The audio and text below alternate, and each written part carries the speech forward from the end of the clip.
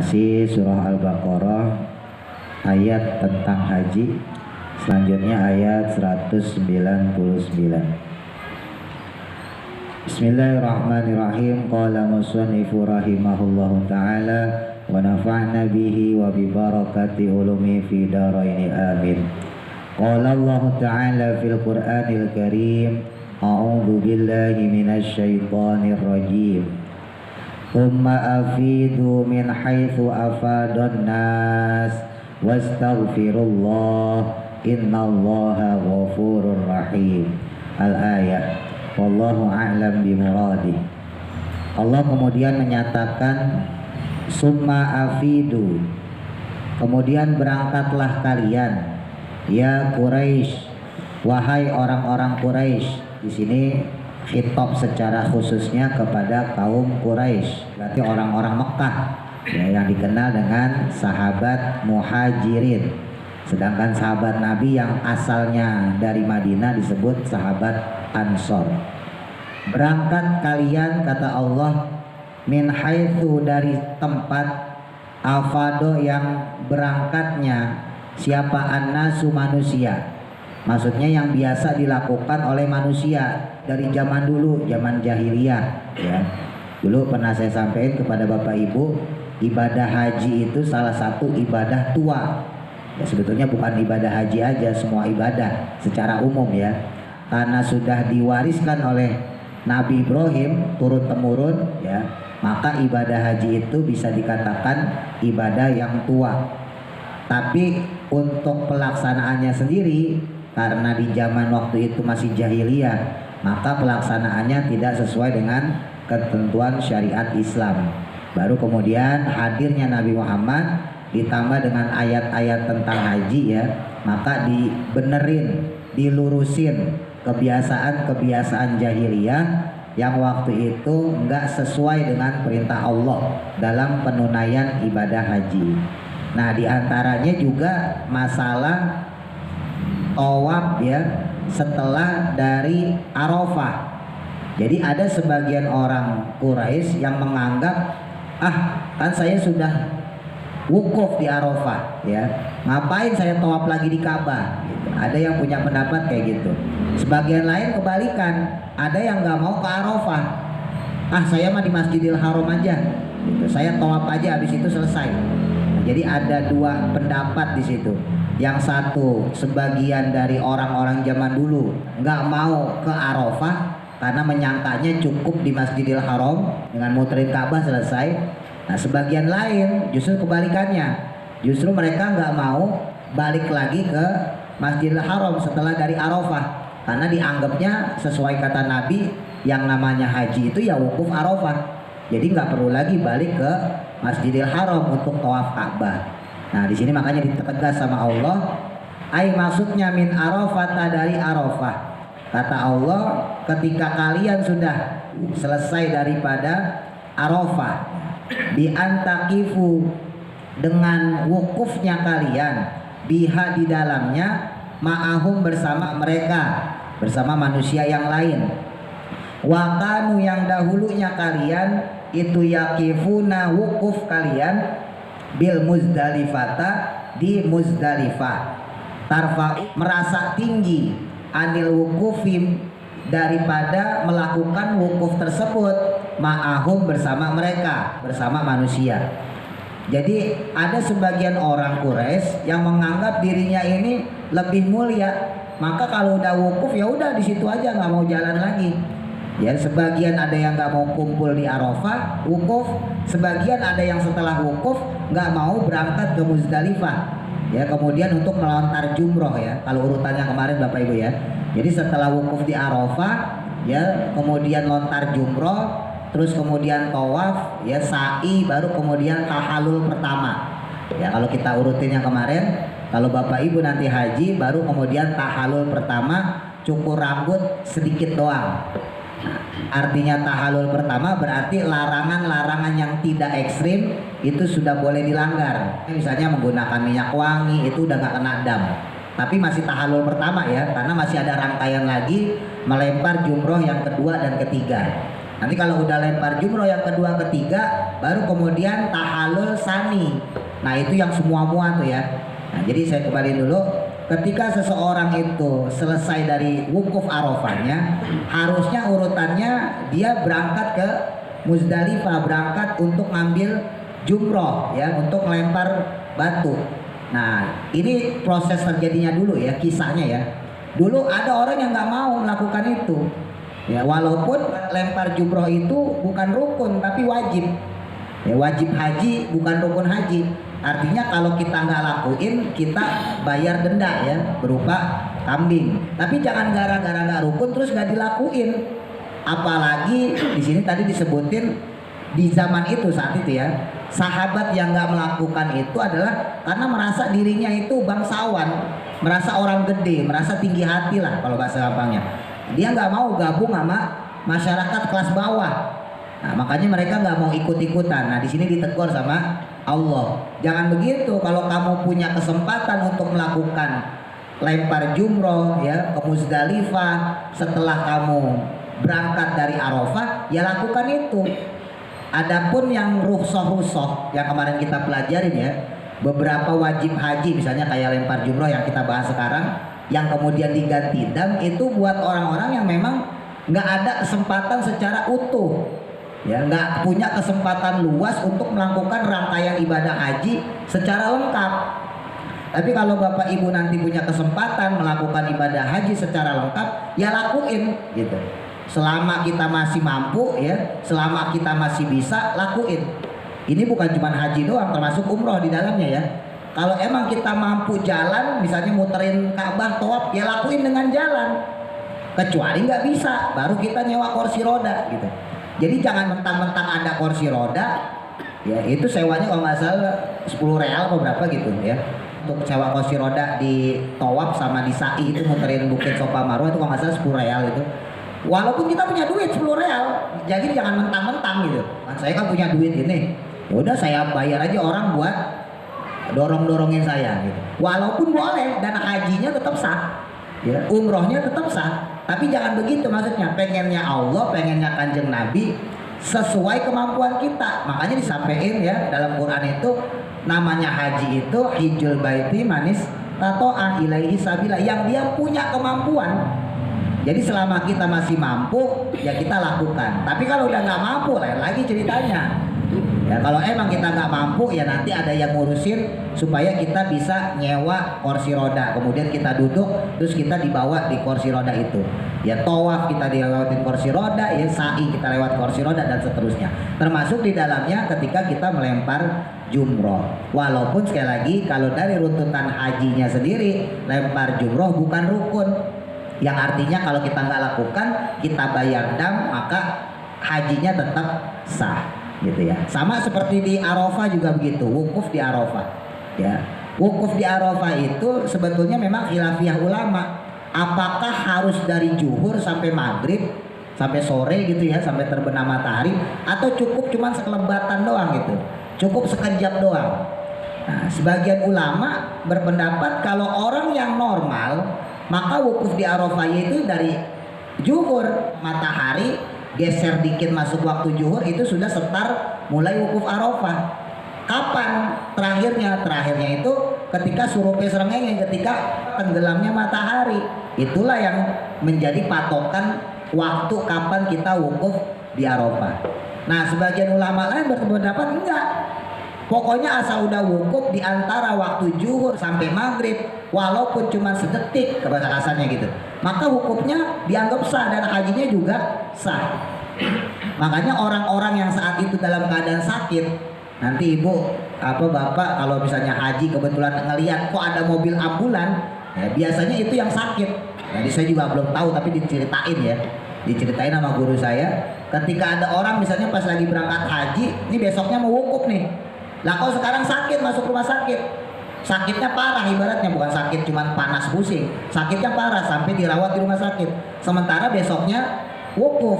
Nah itu besoknya dibawa pakai mobil ambulan, dibawa ke Padang Arafah, terus kemudian disuruh niat di situ, niatin wukuf. Nggak lama, paling cuma 15 menit, habis itu dibawa lagi ke rumah sakit. Lah orang sakit, mau gimana? Nah maka orang yang kayak begitu menurut ulama-ulama yang kontemporer, yang modern, hajinya tetap sah. Walaupun wukufnya cuma 15 menit dan itu pun di dalam mobil ambulan gitu. Nah balik lagi nih, kenapa itu jadi sah menurut sebagian ulama tadi ya? Karena memang statusnya darurat. Emang statusnya lagi dalam keadaan sulit, nggak bisa apa-apa, dalam keadaan darurat, ya disasahin aja. Nah jangan sah yang model kayak gitu terus kita pakai akal-akalan, maksudnya gitu. Ya mohon maaf nih Bapak Ibu ya. Jadi seandainya kita orang kaya sekalipun, kan di Padang Arafah panas banget. Iya kalau tendanya nyaman, nah, tendanya kan untung-untungan Bapak Ibu. Ya.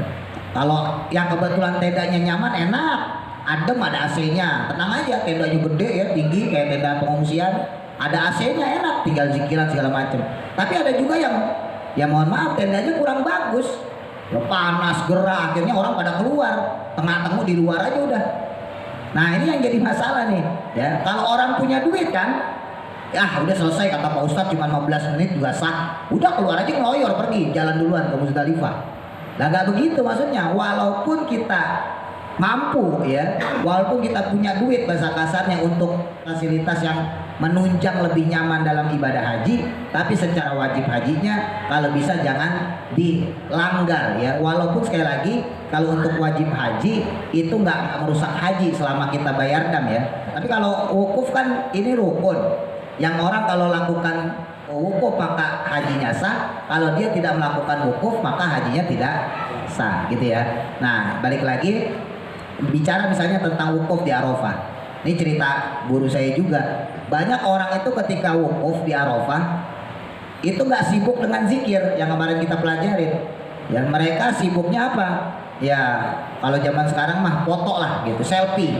Nah, selfie ke sono kemari ngalur ngidur nyari temennya, ya nyari tetangganya. Katanya tetangga saya berangkat juga tahun ini, sibuk dia nyari tetangganya. Jadi dari waktu siang dia setar wukuf itu sampai menjelang maghrib ya dihabiskan untuk sesuatu yang nggak bagus.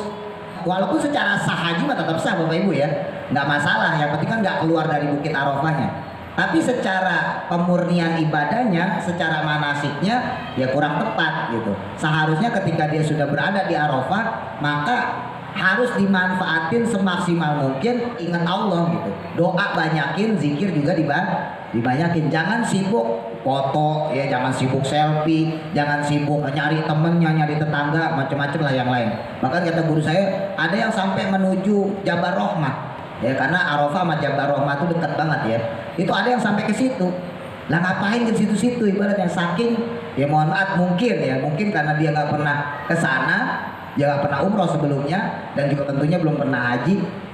Makanya ketika dia punya kesempatan ke sana benar-benar dipakai buat dokumentasi berarti gitu. Padahal kalau mau dokumentasi sekarang gampang Bapak Ibu. Ya Bapak Ibu tinggal ngelihat di YouTube udah ada. Bapak Ibu mau ngelihat apa? Mau ngelihat Jabal Rahmah, ya mau ngelihat Jabal Magnet, mau ngelihat Masjid Jin, mau ngelihat tempat buat ngelempar jumroh, mau ngelihat padang Arafahnya, bahkan mau ngelihat Ka'bah di YouTube udah ada. Ya, untuk masalah dokumentasi tok ya. Nah, makanya ketika di sana kita setar manasik hajinya, melakukan hajinya, ya benar-benar harus sudah fokus. Nah, balik lagi ke cerita ini, maka ketika orang berangkat haji, hakikatnya mereka di dalam agama kita ya secara syariat hukumnya sama. Nggak ada lagi istilah kamu orang kaya, kamu orang miskin. Nggak ada lagi istilah kamu pengusaha, kamu pengangguran, nggak ada. Secara syariat Islamnya tetap kewajibannya sama. Kalau dia tidak dalam keadaan darurat, maka dia diusahakan, dianjurkan untuk melakukan semua yang diperintahkan oleh Allah secara maksimal. Beda lagi kasusnya kalau dia dalam keadaan darurat, gitu ya. Terus kemudian wasumma, kemudian lafadz summa, ya lafadz summa tadi ya, summa afidu litartibi karena tartib ya, maksudnya tertibnya fidzikri dalam penyebutan tersebut. Nah kalau udah kita berangkat dari Arafah maka wastaghfiru, minta ampunlah kalian Allah kepada Allah min dunubikum, dari dosa-dosa kalian. Jadi perbanyaklah istighfar ya, minta ampun sama Allah. Innallaha, sesungguhnya Allah itu ghafurun, zat yang maha pengampun, lil mu'minina, kepada orang-orang yang beriman, Rahimun, dan juga zat yang maha penyayang bihim terhadap mereka, berarti orang-orang beriman.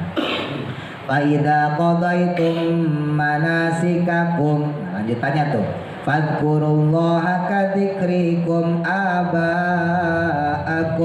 wa asyadda dzikra.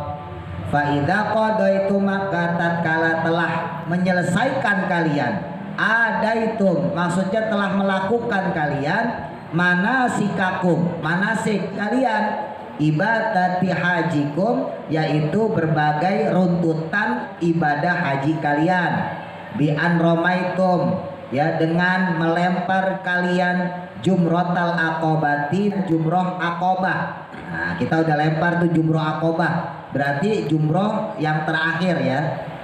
Kalau yang tadi saya sebutin Bapak Ibu udah bisa tahalul, itu jumratul ula, jumrah wusta sama jumrah aqobah. Nah, kalau yang cukur gundulnya itu jumrah aqobah. Tapi kalau cukur yang sedikitnya itu jumrah ula. Ya, setelah tawaf, sebelum lempar jumrah kedua dan ketiga itu kita sudah boleh tahalul. Tapi yang diangkatnya ya tadi saya sampaikan hanya pelanggaran-pelanggaran yang kecil. Kayak tadi misalnya pakai minyak wangi, gunting kuku itu boleh. Tapi pelanggaran besar, kemarin kita bahas, pelanggaran besar berarti diantaranya misalnya membunuh hewan buruan ya, membunuh binatang buruan, atau merusak pohon, merusak tanaman, termasuk dalamnya menikahkan. Pokoknya menikahkan atau menjadi saksi, termasuk yang ikut dalam akad nikah, itu termasuk berat ya. Kemarin kalau kita pelajarin, maka orang tersebut tetap harus bayar dam. Tapi kalau yang remeh-remeh misalnya gunting kuku ya, terus kemudian cukur rambut, pakai wewangian gitu ya, itu kalau orang setelah tawaf sa'i tahalul yang pertama maka dia nggak kena dam ya. Tapi kalau dia sudah melakukan jumroh kedua, jumroh ketiga, nah kemudian tahalul yang kedua ya, maka ke orang tersebut dibebaskan dari semua tuntutan. Artinya kalau ada pelanggaran yang kemarin kita bahas, maka dia nggak kena dam. Ini Bapak Ibu ingatin yang pertamanya aja. Kalau masih tahalul pertama, maka yang diangkat itu adalah ya pelanggaran yang kecil-kecil. Kayak tadi misalnya pakai minyak wangi yang tadinya nggak boleh, jadi boleh setelah tahalul pertama. Yang nggak boleh gunting kuku, boleh gunting kuku setelah tahalul pertama. Tapi kalau pelanggaran berat tetap nggak boleh. Pelanggaran berat itu tadi misalnya jadi wali nikah ya, atau jadi saksi nikah, pokoknya menikahkan lah. Ya menikahkan termasuk di dalamnya.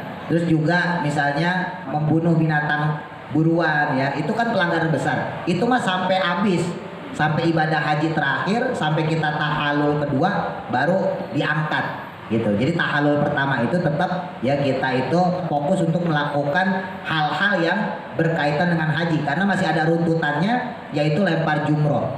Walaupun sekali lagi ya, untuk lempar jumroh bukan rukun haji, ingat-ingat ya, lempar jumroh itu adalah wajib haji.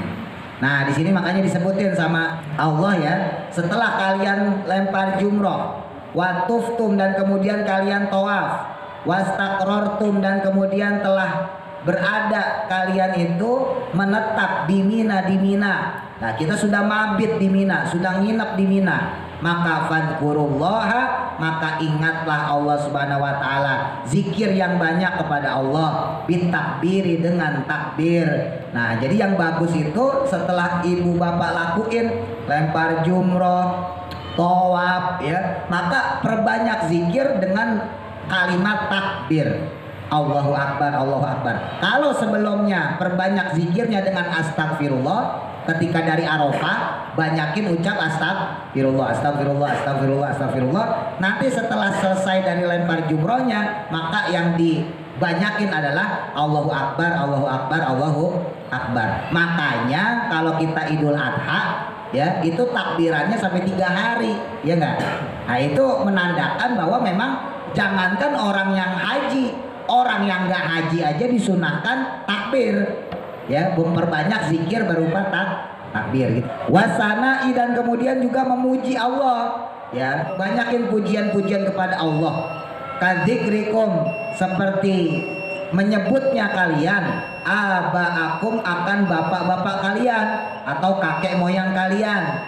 kama kuntum seperti halnya dahulu kalian itu tadkurunahum menyebutkan mereka, maksudnya menyebutkan kakek moyang kita, bapak moyang kita, inda farogi hajikum setelah selesainya haji kalian, bil mufakhorati dengan bangga. Tuh dulu ada kebiasaan orang kalau habis selesai haji di zaman jahiliyah itu nyebutin bapak ibunya, nyebutin kakek neneknya, ya kakek moyangnya, au asyadda dzikra, bahkan lebih banyak lagi penyebutannya min zikrikum, daripada zikir kalian, ya mengingatnya kalian, menyebutnya kalian, iyahum kepada mereka. Tuh jadi lagi-lagi ini untuk ganti adat ya.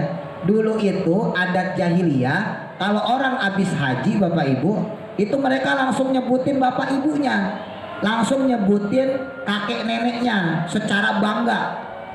Wahai ayah, wahai ibu, misalnya bapak ibunya udah meninggal ya, kakek neneknya udah meninggal. Wahai bapak, wahai ibu, wahai nenek, ya wahai kakek, disebutin semua keluarga dia.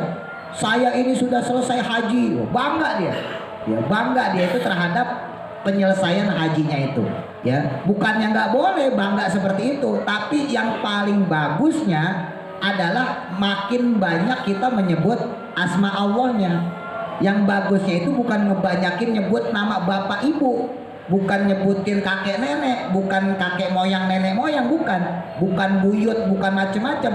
Tapi yang bagus itu adalah menyebut banyak-banyak zikrullah, banyak nyebut asma Allah, banyak-banyak nyebut takbir, banyak-banyak nyebut hal-hal yang memang diajarkan oleh Allah dan Rasulnya dalam hadisnya. Jadi lagi-lagi ini bicara adat ya. Walaupun adat saat itu orang-orang di zaman dulu sebelum Nabi ngebenerin haji tadi ya, itu nyebutin bapak ibunya dan itu salah sebetulnya, tapi sama Allah nggak dihukumi haram. Ya ini kan nggak ada hukum haram, nggak ada. Cuman dibilangin, disindir aja sama Allah. Bahasa gampangnya, nanti kalau kalian sudah selesai haji, banyak-banyak ngucap zikrullah, banyak-banyak zikir seperti dahulu kalian nyebut-nyebutin bapak ibu kamu. Jadi bahasa Allah itu bahasa sindiran. Kalau bapak ibu aja kita sebutin, bapak ibu saya udah selesai haji nih, kakek saya udah selesai haji, nenek saya udah selesai haji, terus aja sambil jalan tuh. Saking bangganya dia sudah menyelesaikan ibadah haji. Maka disindir sama Allah. Kenapa bapak ibunya lebih dia senengin? Kenapa kakek neneknya dia lebih banggain? Kenapa enggak Allah Tuhannya yang memberikan dia kemampuan untuk menunaikan ibadah haji? Kenapa enggak Allah Tuhannya yang memberikan dia kesempatan untuk menunaikan ibadah haji? Kenapa enggak nyebutin Allahnya yang banyak gitu? Kenapa yang banyak disebutin bapak ibunya? Makanya hati-hati nih ya, walaupun sekali lagi nggak salah ya, dan dalam Quran nggak haram, nggak disebutin haram hukumnya, enggak. Ini sering kali dicerita guru saya lagi-lagi, karena saya belum praktek ya, mohon maaf ibu bapak ya. Nah kalau udah praktek saya ceritain lah. Nah ini karena sebelum praktek saya dapat cerita dari guru saya, banyak orang itu ya terharu, ya terkesima lah gitu ya, bangga ya, wajar lah namanya ibadah haji loh. Lah kita nunggu tahun-tahunan. Ya makanya kalau yang sekarang daftar besok berangkat nggak seru, saya bilang nggak seru, nggak ada seninya. Yang seru itu yang bapak ibu daftar sekarang, berangkatnya ntar 2040. Wah itu masih 20 tahun lagi tuh ya. Nah itu seru tuh, nunggunya lama masalahnya. Nah itu nggak sedikit bapak ya, kata guru saya nih, ketika orang selesai dari hajinya bapak ibu ya, udah tahalul ula, tahalul sugro, tahalul kubro ya, tahalul yang kedua udah diplontos rambutnya. Akhirnya yang terucap mulutnya bapak ibunya, ternyata Quran bener. Walaupun dia orang Indonesia, misalnya gitu, bukan orang Arab. Kalau orang Arab karuan ya, udah diplot sama Allah. Lah ternyata bukan cuma orang Arab, orang Indonesia pun begitu. Bapak ibu anak udah selesai haji, tugas saya sebagai anak udah selesai, dulu bapak pengen saya haji, saya berangkat haji pak. Ibu dulu ibu ngamanatin supaya saya naik haji, saya bisa haji bu, kakek nenek disebutin tuh. Saking bangganya dia, dan emang nggak apa-apa ya. Tapi ternyata benar Quran itu, dia lupa sama Allahnya gitu. Padahal kesempatan dia menunaikan ibadah haji, kemampuan dia bisa melakukan ibadah haji, itu gara-gara Allah, bukan kakek neneknya bapak ibunya. Tapi manusiawi ya, secara sosial maksudnya gitu. Makanya dalam Al-Quran gak dilarang, ya nggak apa-apa. Kamu sebutin deh bapak ibu kamu, kakek nenek kamu. Tapi ada tapinya, jangan mengalahkan penyebutan kamu terhadap Allah. Jangan sampai zikir kamu kepada Allah, mengingatnya kamu pada Allah, menyebutnya Allah dalam lisan kamu ya kalah sama sebutan kakek nenek kamu. Jangan sampai sebutan nama Allah itu kalah sama sebutan nama bapak ibu kamu. Ini harus diingat-ingat, karena memang pasti terenyuh bapak ibu. Orang kalau udah selesai nih ibu-ibu ya, dicukur dikit doang belakangnya, ya dibuka kerudungnya, udah tahalusan itu, udah tahalul yang kedua, udah bebas, bapak-bapak dicukur, ganti pakaian ihram, dibuka segala macam, itu nangis semua orang di situ. Nah itu kadang-kadang tadi kata guru saya, itu yang orang suka lupa di situ. Dia saking bangganya, apalagi kalau bapak ibunya nggak haji. Bapak ibu nggak sempat haji, saya anakmu ini bisa haji bu, pak. Jadi ya dikata orang tuanya, nggak salah. Dan Quran nggak bilang haram, ya. Tapi cara seperti itu bisa ngebawa kita justru lebih banyak nyebutin orang tua kita, kakek nenek kita, dibandingkan nyebutin asma Allah. Walaupun sekali lagi ya tidak diharamkan, karena ini udah jadi adat. Sama kayak kemarin kalau bapak ibu masih ingat ayat tentang jual beli ya, laisa junahun anta betaku dan seterusnya, itu nggak dipermasalahkan, nggak dosa, nggak haram kalau kamu dalam melaksanakan ibadah haji ya, dalam pelaksanaan ibadah haji kalian itu melakukan jual beli, kan nggak apa-apa kan. Dan karena memang itu udah terbiasa dari zaman Nabi, dari zaman jahiliyah pun orang kalau berangkat haji jual beli ya. Ya sekarang kalau seandainya sesuatu hal terjadi ya, kan otomatis akan terjadi transaksi. Misalnya bapak ibu pas lagi haji sendalnya putus, lah gimana kalau nggak bisa jual beli? Berarti kan kita nggak boleh beli sendal. Ini gampangnya aja, bapak ibu misalnya salnya hilang ya, terus kemudian harus beli sama petugas hajinya, petugas umroh. Kalau misalnya umroh, kalau yang hajinya harus beli sal, kan berarti kan bayar ya. Kalau andai kata transaksi jual beli nggak boleh, berarti sah nggak otomatis jual belinya? Nggak sah. Dan kalau dilakuin berarti hajinya juga nggak sah. Makanya tetap nggak ada masalah ya, nggak mudorot, nggak jadi dosa, dan hajinya tetap sah kalau kita melakukan sekalian jual beli. Cuman sekali lagi walaupun boleh ya, tapi ini dapat sindiran sama Allah. Jadi sesuatu yang boleh tapi disindir sama Allah. Kalau bisa sih jangan begitu, maksudnya gitu. Tapi Allah nggak mau ngilangin, karena itu udah adat, udah kebiasaan. Sama seperti ini, udah adatnya, udah kebiasaan orang. Kalau habis haji namanya dia seneng, namanya dia bangga, dia sebutin nama bapak ibunya. Bapak ibu anakmu sekarang bisa berangkat haji, bapak ibu selesai, habis ini saya mau umroh, saya mau badalin bapak ibu yang dulu nggak pernah umroh. Akhirnya bapak ibunya aja yang dipikirin terus. Nggak apa-apa sih, bagus, berarti kan bakti sama orang tua. Tapi jadi masalah secara tauhid, berarti ya bahasa gampangnya Allah ini disaingin lah sama bapak ibu kita, ibaratnya gitu. Allah ini disaingin sama kakek nenek kita. Nah Allah nggak mau disaingin.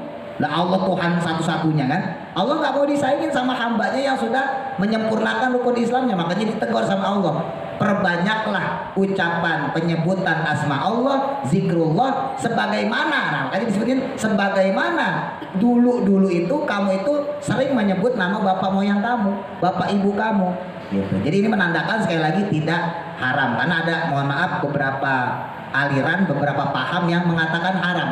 Bahkan dikatakan ada yang saklek lagi, katanya hajinya nggak sah. Bukan ya, itu bukan paham kita Ahlussunnah wal Jamaah. Secara paham kita Ahlussunnah wal Jamaah dengan mazhab Syafi'i, hajinya tetap sah. Wa nusiba, dan kemudian dinasobkan asyaddu, lafat asyaddu alal hali, menjadi hal, min dzikril mansubi, dari penyebutan yang dinasobkan tadi, bidkuru, yaitu dengan lafat uzkuru. Idlau ta'akhara, yang mana jika dia diakhirkan, anhu, darinya, maksudnya lafat tadi, lakana, maka jadilah dia sifatan, menjadi sifat, lahu, bagi lafat tersebut. Faminan nasi may yaqulu rabbana atina fid dunya. Nah, faminan nas, dan maka di antara manusia yang mereka itu haji bapak ibu, itu man, ada orang yaqulu, yang dia berdoa, rabbana atina fid dunya. Rabbana, ya Tuhan kami, atina, datangkanlah pada kami, maksudnya berikanlah kepada kami, nasiban, maksudnya bagian kami, fit dunia, di dunia. Ada orang yang doanya cuma sampai fit dunia, Rabbana atina fit dunia, jadi nggak sampai wafil akhirat, enggak. Kalau kita kan lengkap ya, fid dunya hasanah wa fil akhirati hasanah. Nah ini hati-hati lagi nih, nanti selesai itu ada doa ya. Kalau sekarang udah enak, Bapak Ibu tinggal buka bukunya, baca aja bukunya. Tapi seandainya bukunya ketinggalan atau hilang atau ribet, silakan doa yang gampang. Robbana atina fid dunya hasanah wa fil akhirati hasanah wa qina adzabannar. Nah ini diambil dari ketika haji. Tapi ada orang yang bacanya cuma minta kesenangan dunia, ya, kenikmatan dunia. Fayutahu, maka diberikanlah dia itu akannya fiha, dalam urusan dunia tadi. Wa malahu, dan tidaklah diberikan baginya fil akhirati, dalam akhirat, min kholaki, mendapatkan bagian, nasibin, yaitu bagian yang menyenangkan. Jadi kalau orang doanya cuma minta kebaikan dunia, ya dikasih kebaikan dunia.